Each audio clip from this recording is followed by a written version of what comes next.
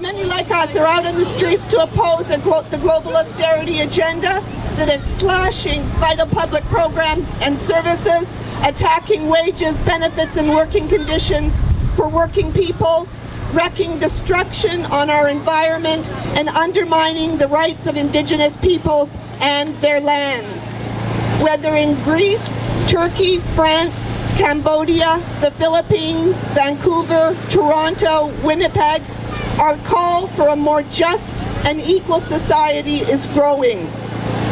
MayDay had its origins in the US in the late 1880s, when working class was in a constant struggle to fight for the 8-hour workday and the 5-day work week. Working conditions were harsh, with average hours of 10 to 16-hour days, 6 days a week. After 20 years of struggle and countless lives lost, in 1880 in the US, unions found the strength to declare the 8-hour workday with no cut in pay. A declaration that was brutally opposed by the business owners and corporate elite. When we remember that people were shot and killed fighting for an 8-hour workday, if we acknowledge that homes with families in them were burned to the ground for our Saturday, if we recall when an 8-year-old victim of industrial accidents were beaten by police and company thugs for marching in the streets to demand an end to child labor, we must recognize that our current conditions cannot be taken for granted. People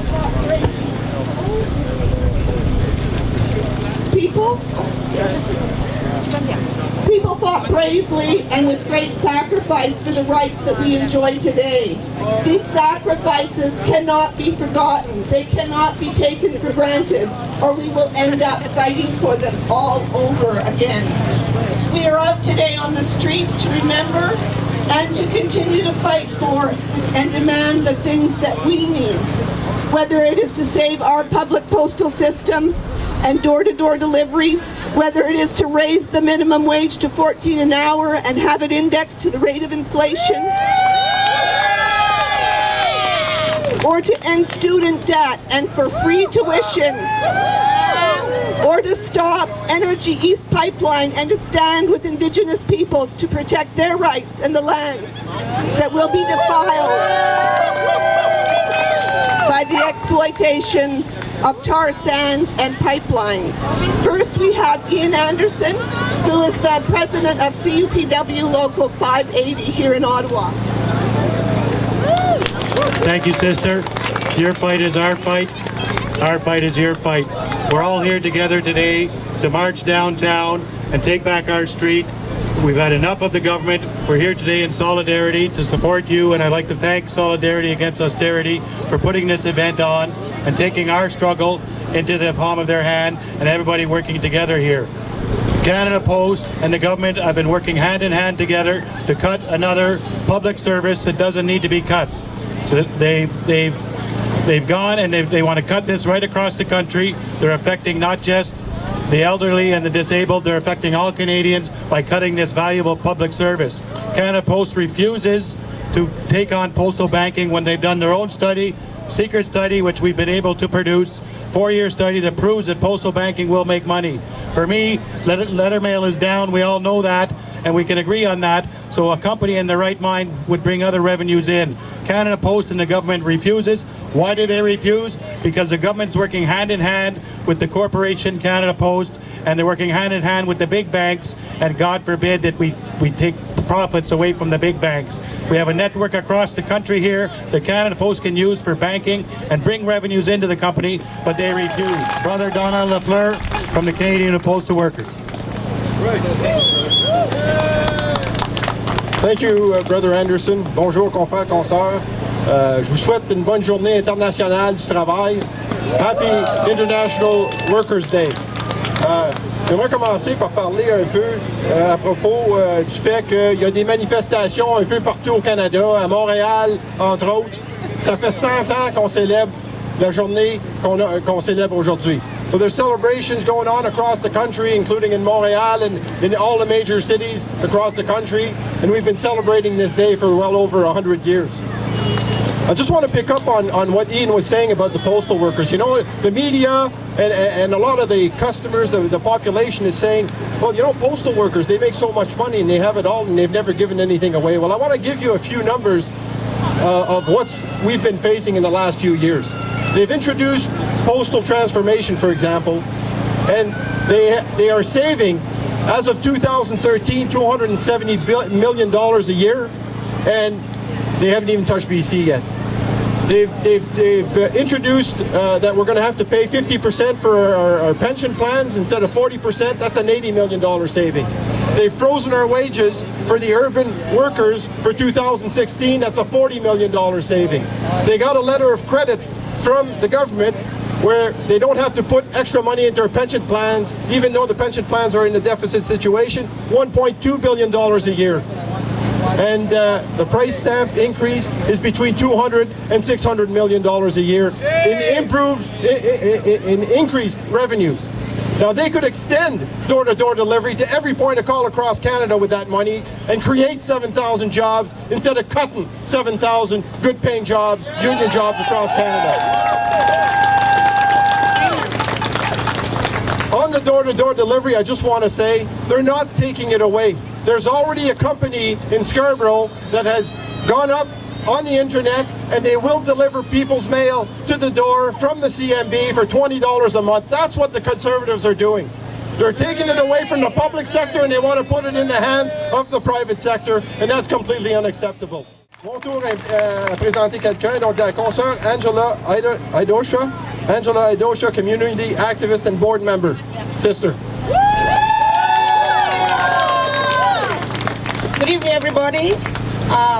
My name is Angela Idausa, and I thank you all for being part of our protest this evening, and I welcome you once again.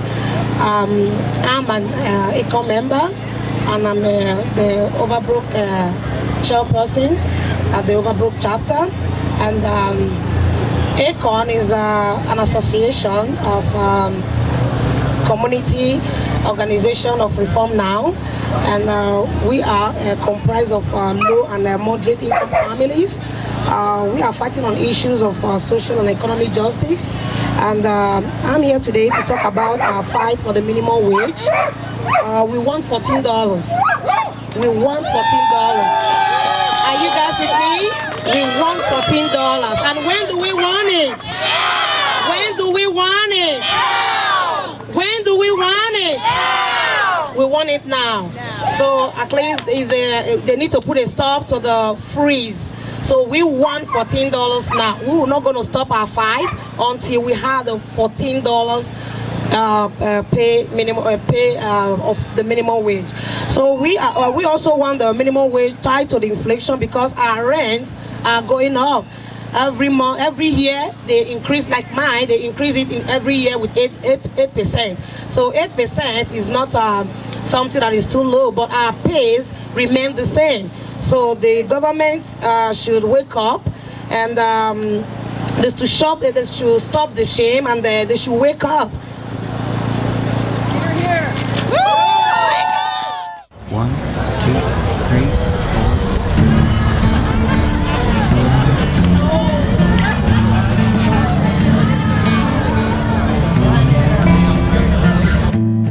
4. First you have to have a problem.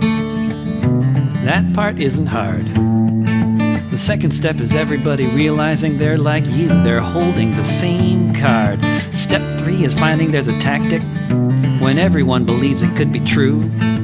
That if all the people work collectively, there just might be something we can do, and everything can change. So quick.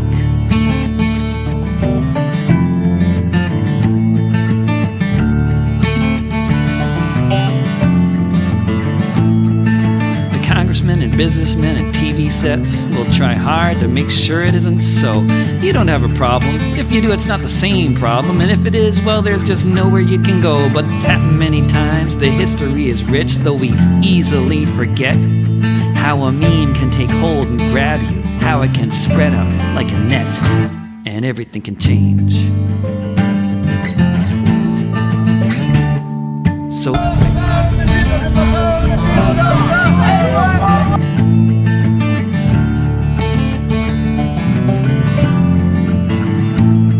They'll say we are lost or we're dreaming, or they'll make a dream for us. They'll try to come up with a good story about why we belong at the back of the bus, about why we belong in this position, about how we don't know what we meant, about how there most certainly isn't any such thing as the 99%, but everything can change.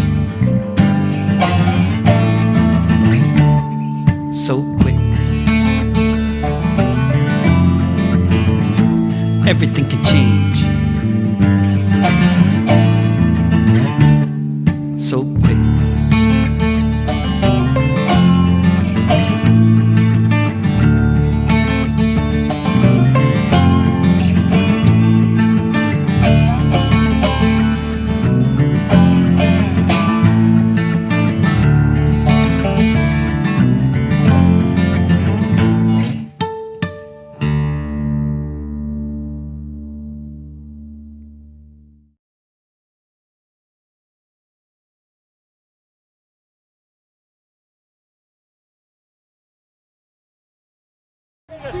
El pueblo unido jamás será vencido. El pueblo unido jamás será vencido. El pueblo unido jamás será vencido. Solidarity.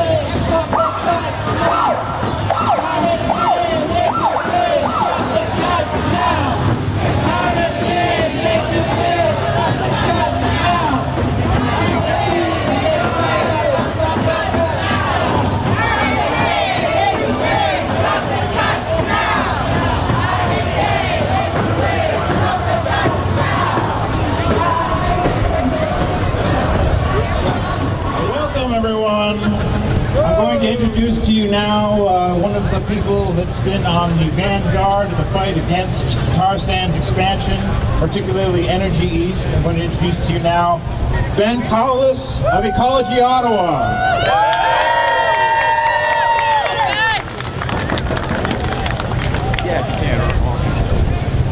Segos Kanagoa, thank you everybody for being here. So one of the reasons we're stopping here today in front of the offices of the Canadian Association of Petroleum Producers is because they and Stephen Harper, TransCanada and other oil companies are behind the recent proposal to build the Energy East pipeline through our city. Now this pipeline would actually be the biggest pipeline in North America, dwarfing any other oil pipeline. It would transport roughly 1.1 million barrels a day through the city. It goes right through Ottawa, right past the Ottawa River, and right over the Rideau River. It threatens our water supply, our aquifers, as well as our farmers, our health, and our safety. But the pipeline is more than that. The pipeline represents the reckless expansion of the tar sands in Alberta. The pipeline represents the violation of Indigenous rights through the tar sands expansion in Alberta. And the pipeline also represents the reckless approach this government has towards fighting climate change. If this pipeline were to be built, it would devastate not just our own communities here, communities around the world, Indigenous communities across North America. The main reason that they want to build this pipeline, though, is because there's been so much opposition, so much people fighting other pipelines across North America. In British Columbia right now, they have proposals to build the Northern Gateway pipeline. To the US, they want to try and build the Keystone XL pipeline to export their toxins there. Here they want to build this pipeline all the way from Alberta to the coast of New Brunswick so they can put this oil on super tankers and ship it out across the oceans. These are all part of Stephen Harper's plans to convert Canada into a petro state.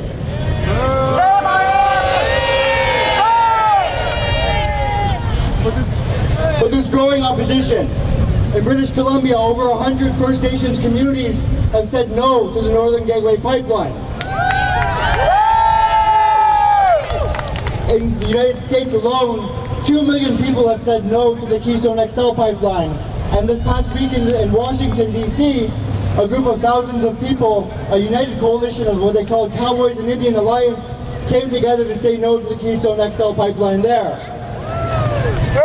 Along the Energy East pipeline route, there's over 100 different First Nations communities that would be impacted, and a number of major cities, including Ottawa, Montreal, and Winnipeg.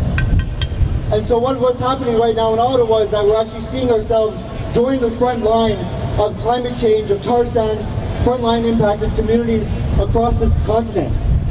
And we're joining a united movement as well.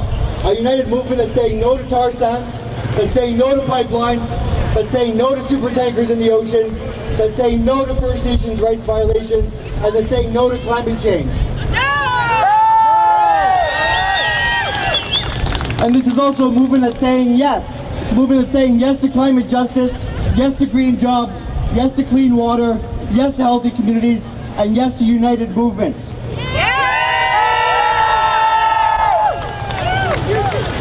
So when I say shut down, you say tar sands. Shut down! Shut down! When I say shut down, you say tar sands. Shut down! Shut down! When I say Indigenous, you say rights. Indigenous! Indigenous! So I want to invite everybody out on May 10th. There's going to be a national day of action to defend our climate, to defend our communities. About 100 different communities across Canada will be taking part. In Ottawa, we're going to be meeting at 1 p.m. at Rideau Falls, where the Rideau River meets the Ottawa River, right behind Stephen Harper's doors. We're going to be hosting a mock oil spill right in Stephen Harper's backyard. So we invite you to join us there. And I also have a special invitation that for everybody that wants to. We have a piñata over here representing the tar sands, that you're welcome to take this stick of people power and strike down the tar sands. Thank you, everybody.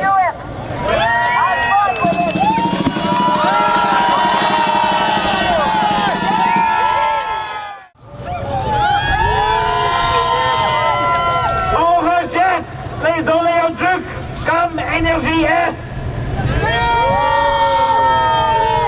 We don't accept their propaganda. We don't accept the Energy East pipeline. And one of the main demands of this march is that the people of Ottawa, we reject the Energy East pipeline, the Line 9 pipeline, and all of these bloody pipelines.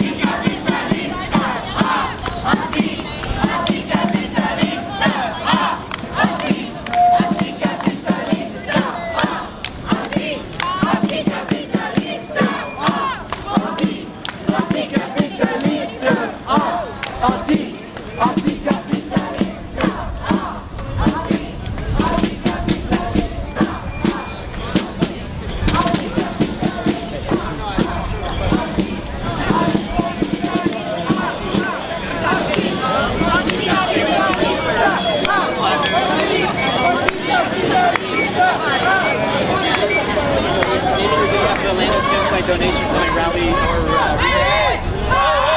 Stephen Harper's got to go! Hey, hey! Ho, ho! Stephen Harper's got to go! Hey, hey! Ho, ho! Stephen Harper's got to go! Listen to the drum as it soars through the sky. Makes you wanna laugh, makes you cry. This is what we're giving. That's what makes us special. We are First Nation.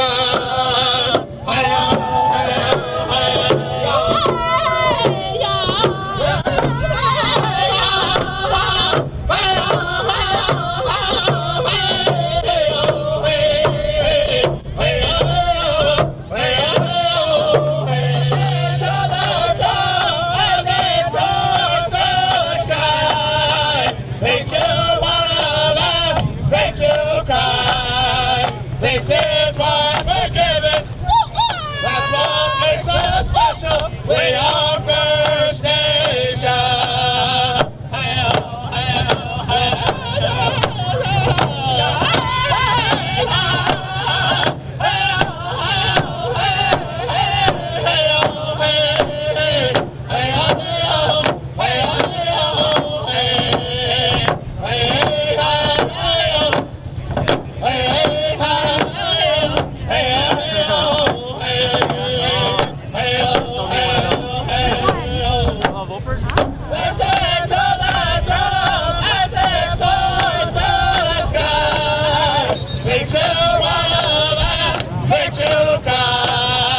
This is what we're giving. That's what makes us special. We are First Nation. Hey-oh, hey-oh, hey-oh.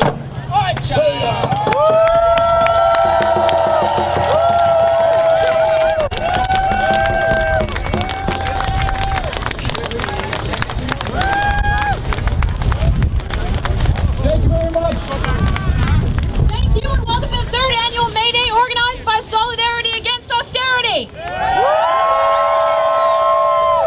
So I'm here to welcome you. I'm with Solidarity Against Austerity and thank you for marching with us. So Solidarity Against Austerity is a network of community activists trying to build a broad-based way to fight back against the austerity agenda. So with that in mind, we've been circulating some lists. We'd love it if you and your organizations would all sign up and help us fight back against austerity.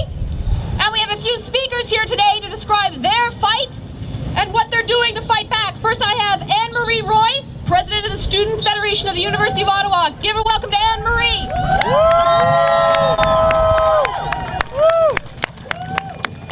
Hi everyone, thank you for the introduction.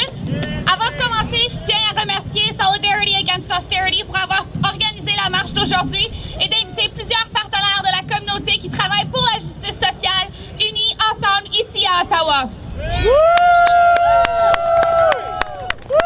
Students from coast to coast to coast in Canada and in Ontario are paying incredibly high tuition fees. Unfortunately, this is the result of a number of cuts over the past few years. Students have seen a number of cuts not only in the funding that they're receiving for post-secondary education, but also in grants, and we're also seeing a lot of students who are working for unpaid internships, which is incredibly unacceptable. This is shameful. Our government has also capped the funding for the post-secondary education student support program. This is also incredibly shameful because this is how our First Nation student can access education here in Canada. As students, we also stand in solidarity with workers and with social justice movements because we think it's important that we work together. We are much stronger together, and we're also the workers of tomorrow. So we think it's important to support the labor movement because we want to have good working conditions as well. So again, thank you very much to Solidarity Against Austerity for inviting students here today because we stand in solidarity with everybody here today. Thank you.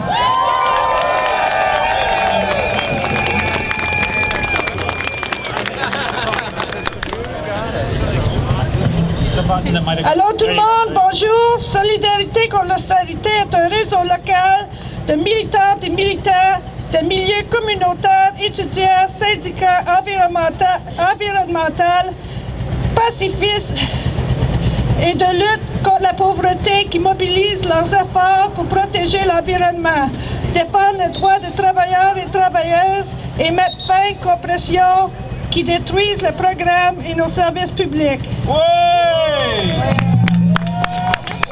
Aujourd'hui, fête internationale des travailleurs et travailleuses, nous devons dénoncer intérêts puissants qui nous demandent de suivre nos exigences pour des soins de santé au système d'éducation et de programmes et de services publics de qualité. Oui! Ils nous demandent de laisser tomber nos revendications pour des emplois, des conditions de travail, de salaire décents. Aujourd'hui, nous devons dénoncer l'austérité qui cherche à créer une sous-catégorie de travailleurs et travailleuses, à savoir les étudiants et étudiantes qui ont demandé de réduire leurs attentes, d'accepter des emplois précaires, à temps partiel et mal payés. Oui, exactement!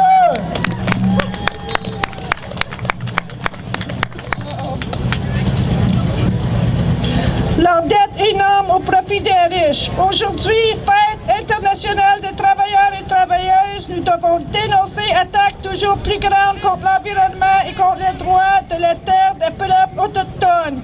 Ensemble, nous devons unir des forces pour contrer ces attaques. Nous sommes sur une terre non dépassée, algonquin. Merci tout le monde. Et la prochaine personne qui va parler pour nous, ça va être Mike Palachek, délégué national des postiers.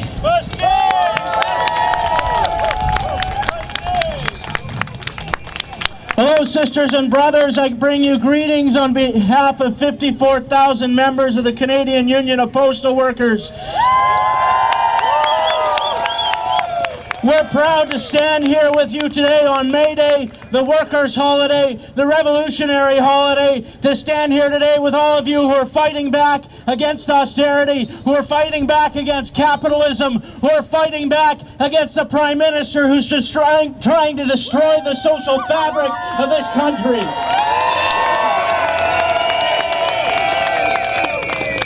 We all know that the postal workers are facing big fights, but it's not just us. It's not just us, it's the whole of the labor movement, it's the whole of the working class of this country is under attack, and it's not just about the post office, it's about all social services.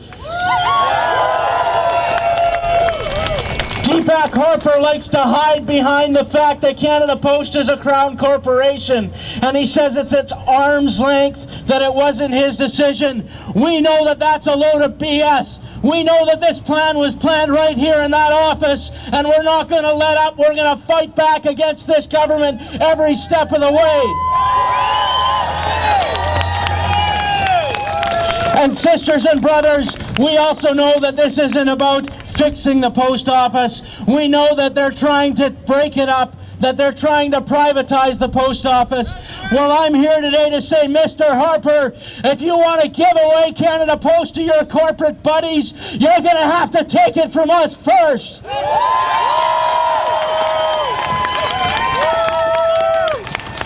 So we're happy to be here with you to fight back against this government. We're happy to be here with Solidarity Against Austerity. And I implore you, sisters and brothers, to join up with this group, join Solidarity Against Austerity, help us fight back against this government, make sure these guys know that this is our country. They might have a majority in the parliament, but we have a majority in the streets, and we're going to fight them in the streets.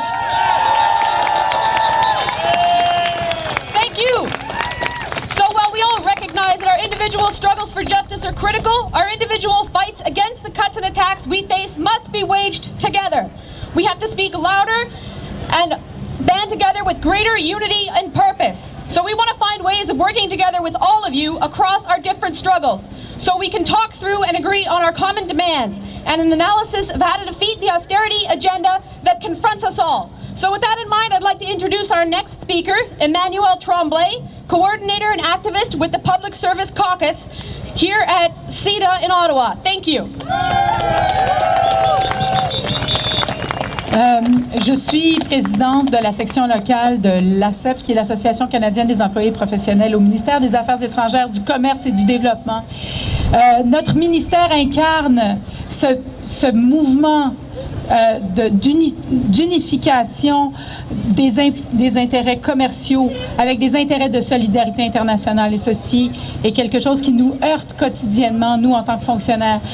Les syndicats de la fonction publique se sont unis aujourd'hui depuis la base, c'est-à-dire les leaders locaux comme moi-même et même nos leaders nationaux ont appuyé l'initiative de solidarité contre l'austérité aujourd'hui et on va continuer à se battre.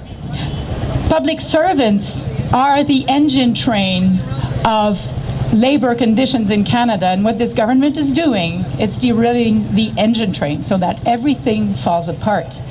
We have a duty as public servants to stand in solidarity, of course, between ourselves and for the whole of the labor force in Canada.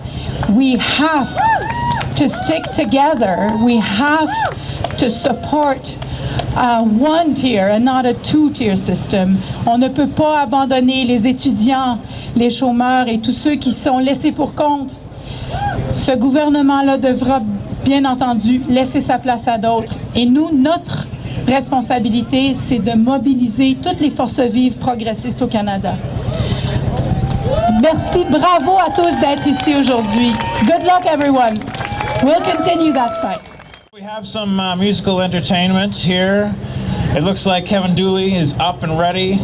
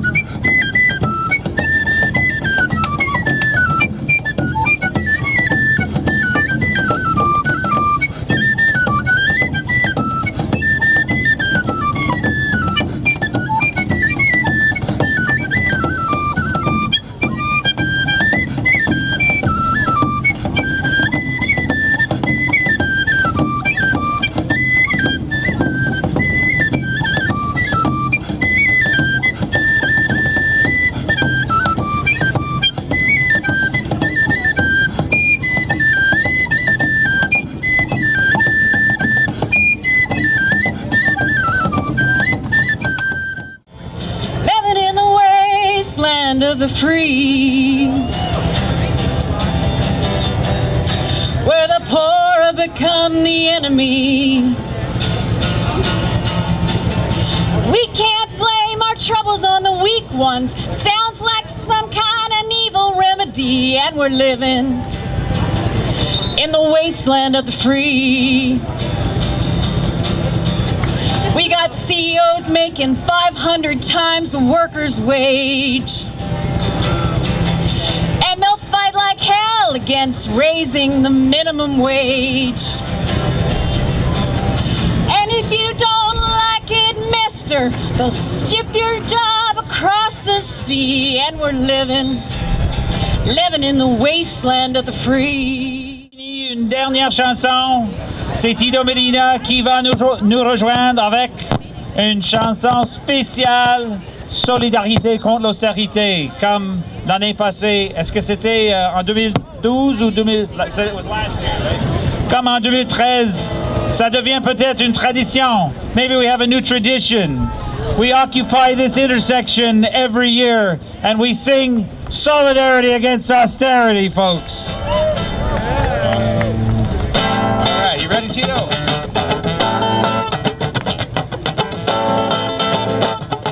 Let's celebrate this day. Let's enjoy our lives. Today I just want to remember a young lady. Her name was Topacio Reynoso. She was 16 years old, anti-mining. She was in protest against the mines in Guatemala. Topacio was shot by gun bullets by Tahoe Resources in the eastern Guatemala. She got killed April 13th, 2014, 16 years old. This is how the mining and the corporation companies are attacking anyone who opposes them. But we are not going to be silent. Our hearts are still beating. And that's why we can start to say, hey, yeah, yeah, yeah. Hey, yeah, yeah, yeah. Hey, yeah, yeah, yeah, yeah, yeah. Hey, yeah, yeah, yeah. Everybody, come on. Hey, yeah, yeah, yeah. Hey, yeah, yeah, yeah. Hey, yeah, yeah, yeah, yeah, yeah. Hey, yeah, yeah, yeah. Solidarity against austerity. Solidarity against austerity. Everybody, solidarity against austerity. Solidarity against austerity. Hey, yeah, yeah, yeah. Hey, yeah, yeah, yeah. Hey, yeah, yeah, yeah, yeah, yeah. Hey, yeah, yeah, yeah. Hey, yeah, yeah, yeah. Hey, yeah, yeah, yeah. Hey, yeah, yeah, yeah, yeah, yeah. Hey, yeah, yeah, yeah. We are peaceful people, and it's important for our government to remember that we have our own rights. We have to thank all the people who was taking care of this land before us. We have to recognize the Algonquin land, this unceded territory. Grassroots people is just only one. This is our planet, this is our earth. And we expect everybody to respect that the children has the right, they have the right to have access to clean water, to health, to education, to peaceful means to protest. Solidarity against austerity. Solidarity against austerity. Hey, yeah, yeah, yeah. Hey, yeah, yeah, yeah. Hey, yeah, yeah, yeah, yeah, yeah. Hey, yeah, yeah, yeah. Hey, yeah, yeah, yeah. Hey, yeah, yeah, yeah. Hey, yeah, yeah, yeah, yeah, yeah. Hey, yeah, yeah, yeah.